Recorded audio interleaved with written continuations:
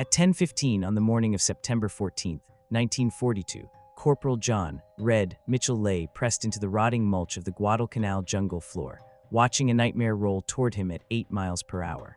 The jungle around the Matnikau River was a steaming green hell of vines, mud, and humidity that rusted a rifle overnight, but the noise cutting through the insect hum wasn't natural. It was the mechanical squeal of ungreased tracks and the roar of a diesel engine. Mitchell was a Marine raider, one of the toughest men the United States military had ever produced, trained to kill with a knife, a wire, or his bare hands. But right now, he felt like a child holding a stick. Through the thick ferns, he saw the yellow star painted on the steel hull. It was a Japanese Type 95 Hago light tank. To a civilian back home, it might have looked small, barely larger than a delivery truck. To an infantryman lying in the mud with nothing but a bolt-action Springfield rifle and a few grenades, it looked like the apocalypse. The Type 95 was the apex predator of the jungle. Its armor was proof against machine gun fire, shrapnel, and the desperation of dying men. Mitchell watched as the tank crushed a sapling like a matchstick, its turret rotating with a hydraulic hiss. The 37mm main gun was hunting. Mitchell knew the math. If he fired his Springfield, the .30-06 bullet would slap against that steel plating and shatter like glass. The tank crew wouldn't even hear it over the engine. But they would see the muzzle flash, and then they would traverse the turret, fire a high-explosive shell into his position, and turn him into pink mist. This was the reality of infantry warfare in the Pacific in 1942. You were meat. The tank was the grinder, and the United States Marine Corps had sent him into this green hell with absolutely nothing that could stop it. Or at least, that's what the logistics officers in New Zealand had said. According to the experts in Washington and London, the era of the anti-tank rifle was over. They said armor had won. They said the only way to kill a tank was with another tank or a towed artillery piece. But Mitchell wasn't carrying a towed artillery piece. On his back, digging into his spine with the weight of a guilty conscience, was a weapon that the rest of the civilized world had laughed out of the war. It was a long, ugly, ungainly steel pipe that looked like someone had stretched a standard rifle in a funhouse mirror until it broke. The supply clerks called it the Rifle Anti-Tank 55-inch Boys. The troops called it the Elephant Gun, and the generals called it a piece of junk that should have been left in a scrap heap in 1940. To understand why Mitchell was lying in the mud praying over a weapon everyone hated, you have to understand the humiliation of the boy's rifle. It was a weapon born of a different time, designed by the British in the 1930s when tanks were made of riveted plates and hope. It was a bolt-action rifle, just like a standard infantry weapon, but scaled up to monstrous proportions. It weighed 36 pounds empty. That's the weight of 4 standard M1 Garands taped together. It was 5 feet long, meaning a short man couldn't even sling it over his shoulder without the muzzle dragging in the dirt. It fired a cartridge the size of a banana, a .55 caliber slug that looked like it belonged in an anti-aircraft battery, not a shoulder-fired weapon. When the British Expeditionary Force went to France in 1940 to stop Hitler, they brought thousands of boys' rifles with them. They set them up in sandbag pits and waited for the panzers. And then the laughing started. The German Panzer III and Panzer IV tanks had hardened steel armor that was too thick for the boys to penetrate. The British soldiers would fire. The massive rifle would kick them in the shoulder like a mule wearing a concrete shoe, and the round would bounce off the German tank like hail off a tin roof. The German tankers didn't even bother to maneuver. They just drove over the British positions. When the British evacuated Dunkirk, they left hundreds of these rifles in the ditches, useless dead weight that wasn't worth the space on the rescue boats. The Germans captured them, tested them, and then treated them with total contempt. They called it the Elefantenbuch, or elephant gun, mocking the idea that you would need such a heavy weapon to do absolutely zero damage to a tank. By 1942, the verdict was in. The boy's rifle was a failure. It was a stovepipe. It was a hernia with a trigger. The US Army tested it and politely declined, preferring to wait for their secret new rocket launcher, the Bazooka. The British Army was phasing it out as fast as they could, replacing it with the PIAT spigot mortar. In the eyes of modern military science, the boy's rifle was a museum piece, a relic of a time before sloped armor and heavy welding. It was a weapon for a desperate army that had run out of ideas, but Lieutenant Colonel Evans Carlson didn't care about modern military science. Carlson was the commander of the 2nd Marine Raider Battalion, and he was not a normal officer. He was a maverick who had spent time in China marching with the communist guerrillas, watching how they fought the Japanese with nothing but rice and determination. When the Marine Corps gave him a battalion to lead, he threw the rulebook into the Pacific.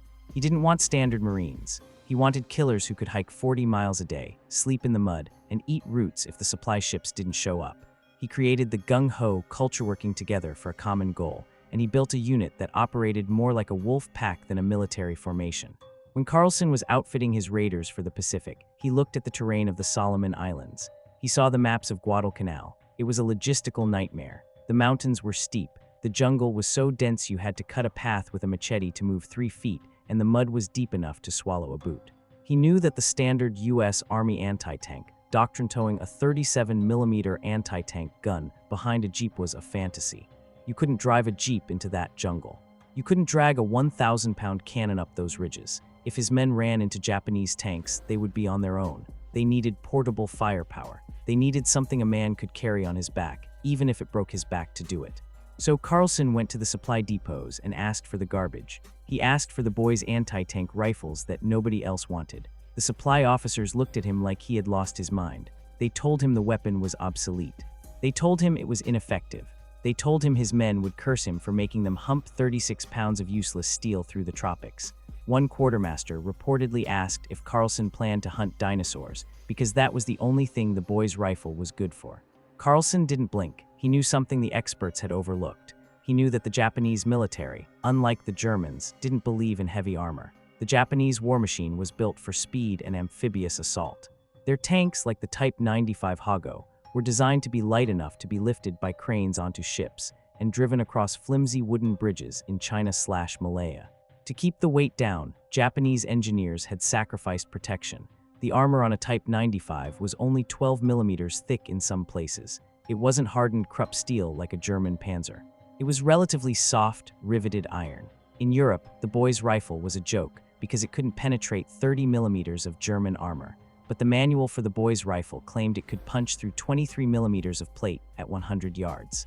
Carlson did the math. 23mm was more than 12mm. The experts were laughing because they were fighting the last war in Europe. Carlson was planning to fight the next war in the jungle. He ordered the rifles. The raiders issued them out, 1 per squad. The men hated them instantly. The weapon was a beast to maintain. It had a 5-round magazine that loaded from the top, requiring the sights to be offset to the left, which meant you had to tilt your head in a bizarre, uncomfortable angle just to aim. The recoil was legendary. The rifle had a muzzle brake and a padded stock, but firing a .55 caliber tungsten cord slug generated enough kinetic energy to bruise a man's shoulder black and blue after 3 shots. It felt like being punched in the chest by a heavyweight boxer. The raiders nicknamed it the Bitch, the Lung Collapser, and Carlson's Folly. During training in California, men would flip coins to see who had to be the gunner. The loser carried the rifle, the winner carried the ammo. But as the 2nd Raider Battalion landed on Guadalcanal and moved into the twilight gloom of the perimeter, the laughter stopped. The jungle stripped away the arrogance of technology. Here, the ranges weren't 500 yards across a European wheat field. The ranges were 50 yards, 30 yards, 10 yards. At that distance, the velocity of the boy's cartridge didn't drop. At that distance, the jungle canopy trapped the noise, making every shot sound like a cannon blast. And at that distance, the Japanese tanks were terrifyingly invincible to small arms. The raiders patrolling the Matnikau sector realized very quickly that they were naked. The only thing standing between them and the armored treads of the Imperial Japanese Army was that 36-pound bar of British steel that the rest of the world had thrown away. Back in the mud, Corporal Mitchell shifted his weight. The Type 95 tank was closer now, 60 yards and closing. He could hear the gears grinding. He could smell the exhaust. He reached back and pulled the bolt handle of the boy's rifle. It was a heavy, clunky action that required serious muscle to cycle. He shoved the bolt forward, stripping a round from the top-mounted magazine and chambering it with a metallic clack that sounded dangerously loud in the quiet jungle. He didn't know if the experts in Washington were right. He didn't know if the round would bounce off. All he knew was that he was holding a rifle that weighed as much as a bicycle, and he was about to pick a fight with a 12-ton monster.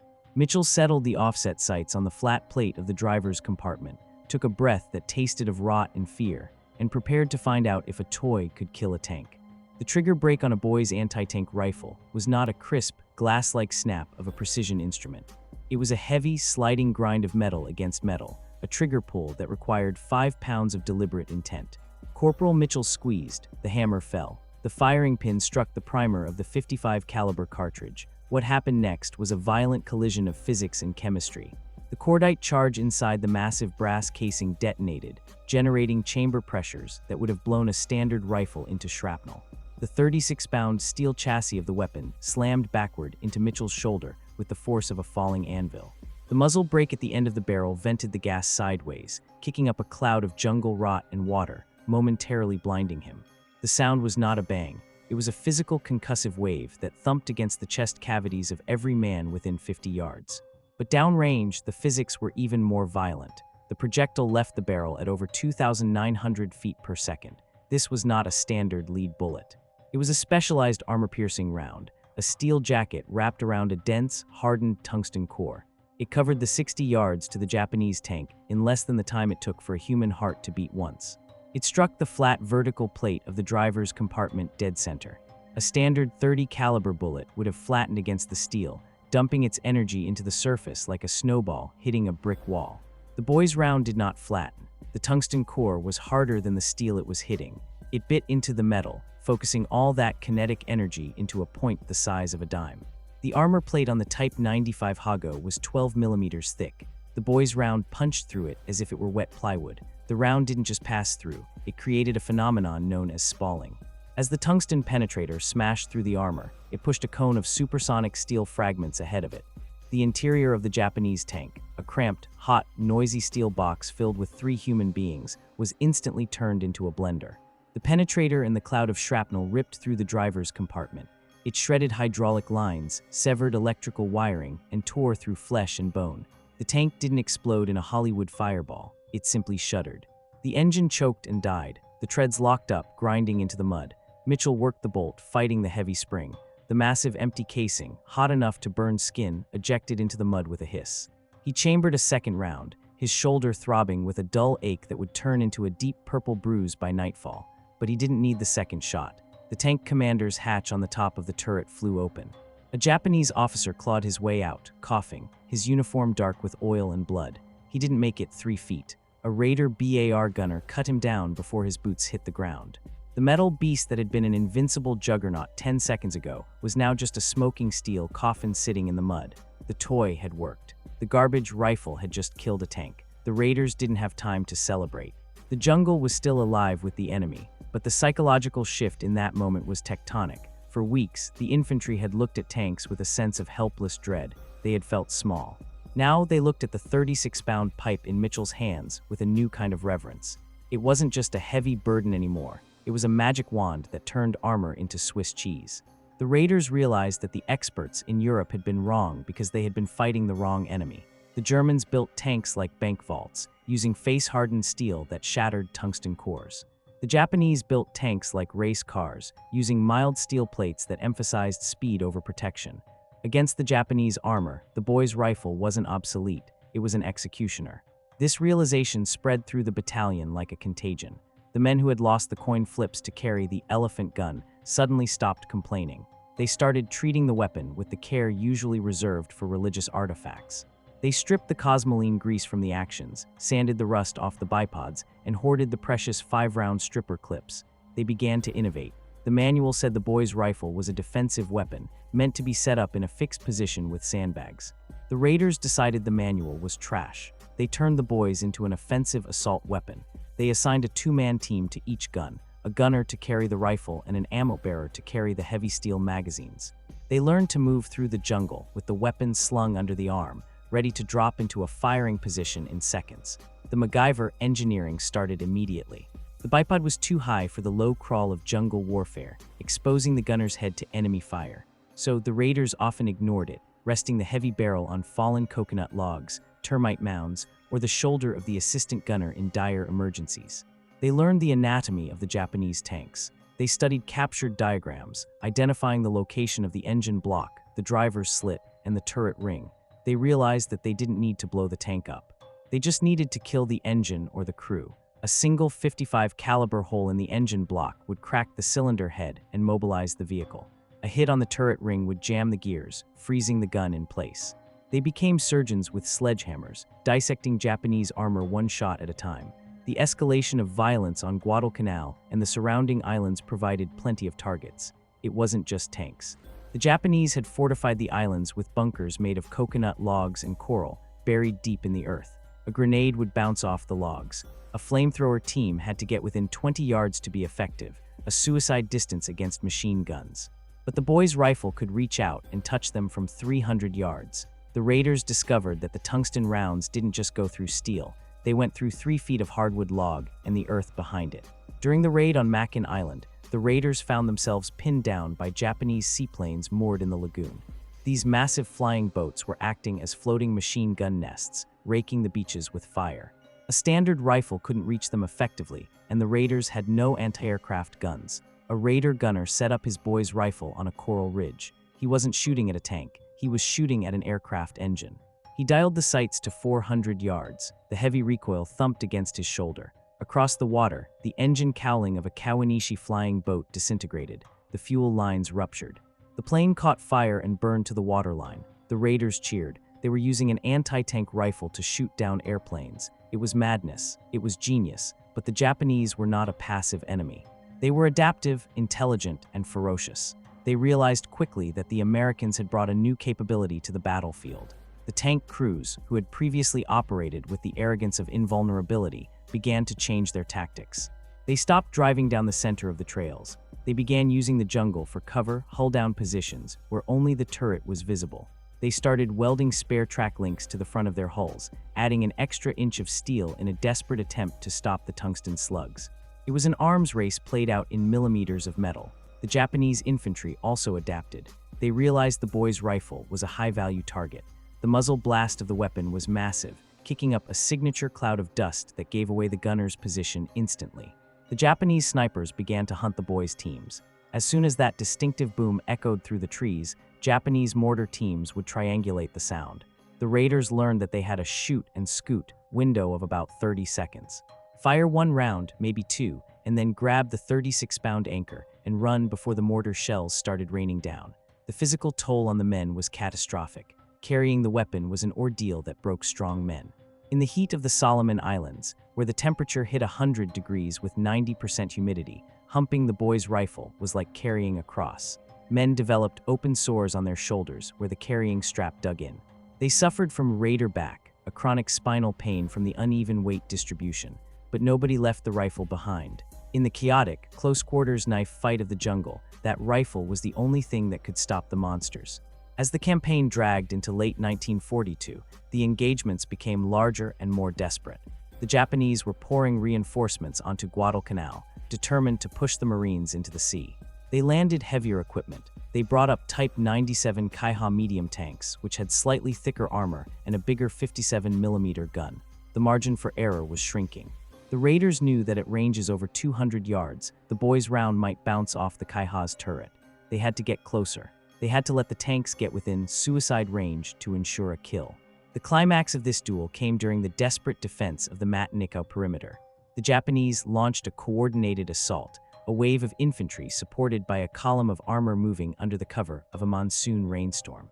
The rain turned the world into a gray smear of water and mud, reducing visibility to zero. The raiders were dug into foxholes that were rapidly filling with water. They couldn't see the tanks, but they could feel them. The ground shook.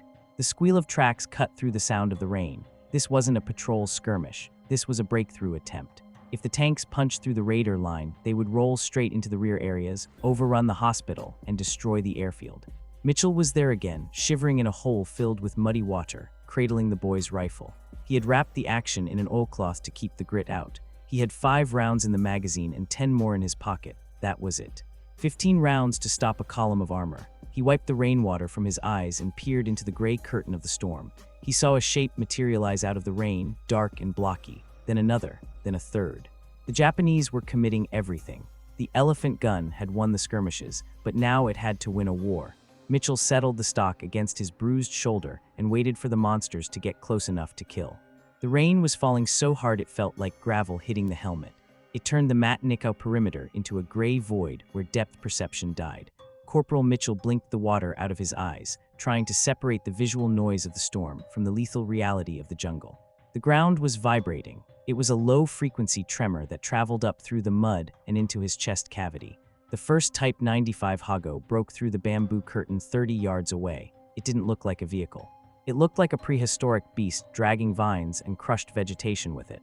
The diesel engine was screaming, pushing the 12-ton hull through mud that was knee-deep. Behind it, the shadowy forms of Japanese infantry moved in a crouch, using the steel hull as a moving shield. This was the classic hammer and anvil tactic. The tank was the hammer, the infantry were the anvil, and Mitchell was the nail. Mitchell shifted the boy's rifle. The bipod leg sank 6 inches into the muck, turning the weapon into a fixed emplacement. He couldn't move now if he wanted to. He was committed. The range was point-blank 30 yards. At this distance, the optical sights were almost useless because the field of view was too narrow. He looked over the top of the scope, using the barrel itself to aim. He wasn't aiming for the thick frontal armor this time. He was aiming for the drive sprocket. The Type 95 had a fatal mechanical weakness. The front drive wheel pulled the track. If you broke the wheel, the track went slack and the tank spun out. It was like shooting the kneecap off a runner. Mitchell squeezed the trigger. The blast was deafening, a sharp crack that cut through the roar of the rain. The recoil slammed him backward, sliding his body 6 inches through the slime. Downrange, the tungsten cord slug hit the drive sprocket with the force of a freight train. There was a high-pitched metallic shriek, like a table saw hitting a nail. The steel sprocket shattered. The tension on the track released instantly. The heavy steel belt snapped like a whip, unspooling onto the ground in a tangled heap of metal links. The tank lurched violently to the left. The driver, still pouring gas into the engine, spun the vehicle sideways until it slammed into a coconut tree.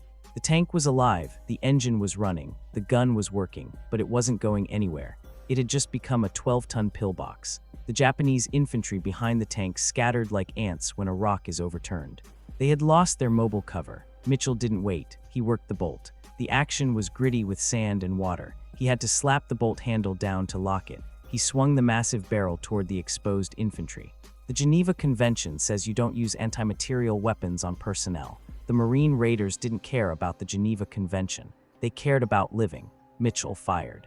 The .55 caliber round hit a Japanese soldier in the chest. It didn't just kill him, it erased him.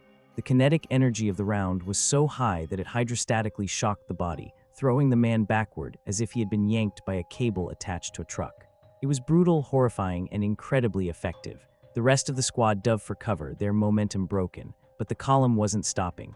A second Type 95 pushed past the disabled lead tank, its tracks churning the mud into a soup. This commander was smarter. He saw the muzzle flash. He knew where the pain was coming from. The turret of the second tank began to rotate. The long barrel of the 37mm cannon swung toward Mitchell's hole. It was a mechanical race. The tank had a hydraulic traverse speed of about 15 degrees per second. Mitchell had a bolt action cycle time of about 4 seconds if he was fast. He had to chamber a round, aim, and fire before that black hole of a cannon muzzle looked him in the eye. He grabbed the bolt handle. His hands were slick with oil and rain. His grip slipped. He cursed, grabbing it again, ripping the bolt back. The empty casing flew out, hitting his helmet. He shoved the bolt forward. The tank turret was halfway there.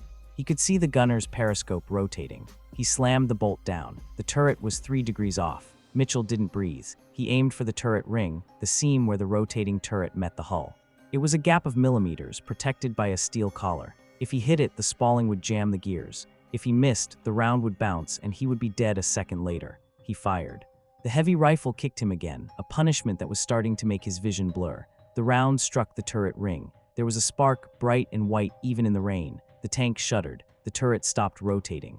The internal gears had been chewed into scrap metal by the tungsten fragments. The gun was frozen, pointing just 2 feet to the left of Mitchell's position. The tank fired anyway. The 37mm high-explosive shell screamed past Mitchell's ear, the shockwave compressing the air around him, and detonated against a tree 10 yards behind him. Shrapnel buzzed through the air like angry hornets. Splinters of wood rained down, but he was alive. The tank was toothless, but the battle wasn't just Mitchell. Up and down the line, the other raiders were opening up with their elephant guns. The jungle echoed with the deep, distinctive boom of the .55 caliber rifles. It sounded like a construction site where giant pile drivers were smashing into steel. The Japanese assault was stalling. They had expected to roll over light infantry armed with rifles and grenades. Instead, they had run into a wall of heavy caliber fire that was dismantling their armor piece by piece. One tank took a round through the engine block and began to vent white smoke. Another took a hit in the vision slit, killing the driver instantly. The coordination of the Japanese attack broke down. The tanks couldn't advance without infantry support, and the infantry couldn't advance because the tanks were being slaughtered. Mitchell was down to his last magazine, 5 rounds. His shoulder felt like it was broken. The adrenaline was starting to fade, replaced by a cold, trembling exhaustion. He fumbled for the stripper clip in his pouch. His fingers were numb. He tried to guide the clip into the top of the magazine, but his hands were shaking so badly, he dropped 2 rounds into the mud. He scrabbled for them, wiping the grime off on his pants. You didn't put dirty ammo in a boy's rifle. The tight tolerances of the chamber meant that a single grain of sand could jam the weapon permanently. He shoved the rounds in, praying the grit wouldn't seize the bolt. Suddenly, a new sound cut through the chaos. A scream. Not of pain, but of a charge. A Japanese officer, wielding a katana, led a suicide rush of 6 infantrymen toward Mitchell's hole. They had realized the tank guns couldn't depress low enough to hit him, so they were coming to finish the job with bayonets. They were 20 yards away. Mitchell lifted the rifle. It was too heavy. It swung like a pendulum. He couldn't track a moving man at this range. He fired from the hip, a desperate snap shot. The round missed, tearing a chunk out of a palm tree. He worked the bolt. The Japanese officer was 10 yards away. Mitchell could see the gold teeth in his mouth. He could see the stitching on his collar. Mitchell fired again.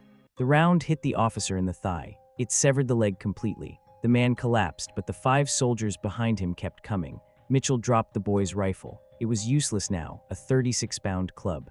He grabbed the Thompson submachine gun lying on the sandbags next to him, the weapon of his spotter, who was currently bandaging a shrapnel wound in the bottom of the hole. Mitchell pulled the trigger. The Thompson chattered, spitting .45 caliber slugs. The range was so close the brass casings were bouncing off the Japanese soldiers as they fell.